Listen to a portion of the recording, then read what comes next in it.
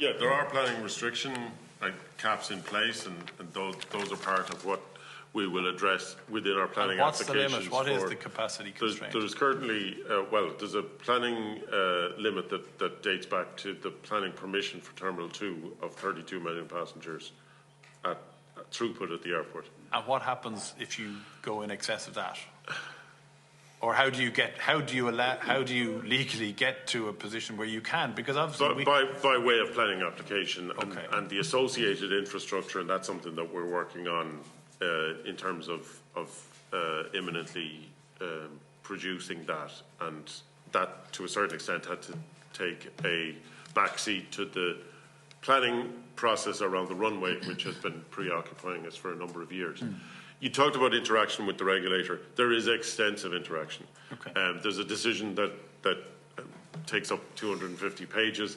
It replaced a draft decision of about 250 pages. There are thousands and thousands of pages of material. So you're definitely talking to each other. The problem with that tends to be there's a lot of discussion about detail, and perhaps not really cracking these kind of core policy points that we're talking about. At some levels, yes, you're right, it is a zero-sum game.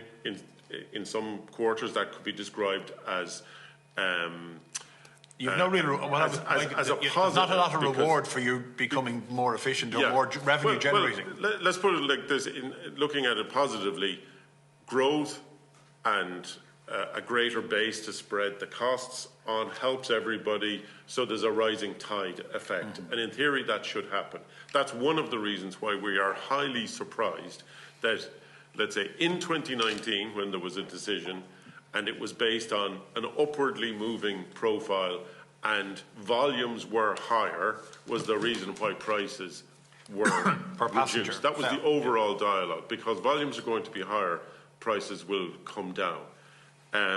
We now have a decision for 2023 where volumes are lower and prices are down further. So essentially on a like-for-like basis, and I think... And a lot of your overheads have gone up. I mean, your ordinary overheads, your staff costs, your fuel costs, your electricity costs have all gone up. The world is a more difficult place now than it was when we were at peak in 2019, even if we were innocent and we didn't realise what was coming around the corner.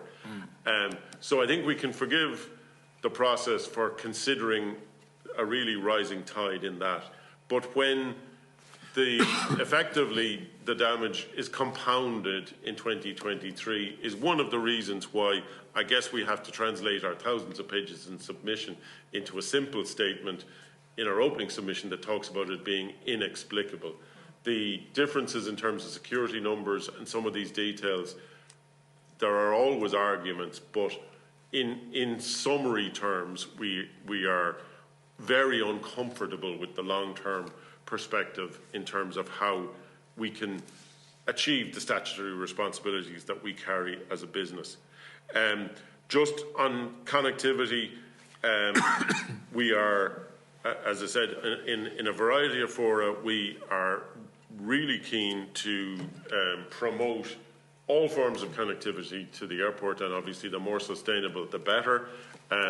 We are very keen proponents of the metro, but in advance of that, put a lot of an expectation in bus connects, particularly the corridors that relate to Dublin Airport, not just to meet the needs of passengers, but to meet the needs of the staff, 20,000 people who work on campus, most of them not for ourselves, but for others, many of whom live in Swords and surrounding areas and don't have off-peak public transport capability.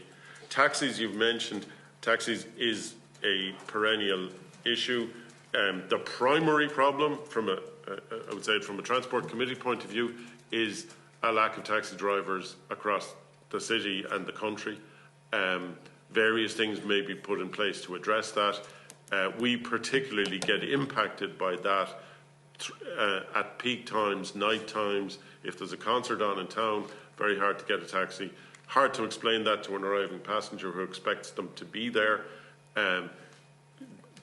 I would say that our recent experience and our experience over Christmas, when we know taxis were problematic, was we had 93% of passengers.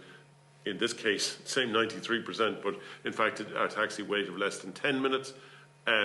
that is good, but we are aware that the nighttime availability can be impacted from other reasons. That charging mechanism of taxis having to pay a fee to use the airport or pick up at the airport, is that a deterrent to... It is part of the structure of managing the operation into something that can be managed through a system. What I would say is over the last year we have introduced incentive mechanisms entirely focused on that nighttime availability. If taxi drivers do pickups and they're all registered through our system of sufficient number at nighttime, their annual fees are entirely waived in accordance to actually doing business at that time in the evening. First thing I've heard that I had never heard of before today. But and look, there are actually more permits in place now than there was pre-COVID, but again, we're talking about people, individual sole traders who are chasing business wherever they most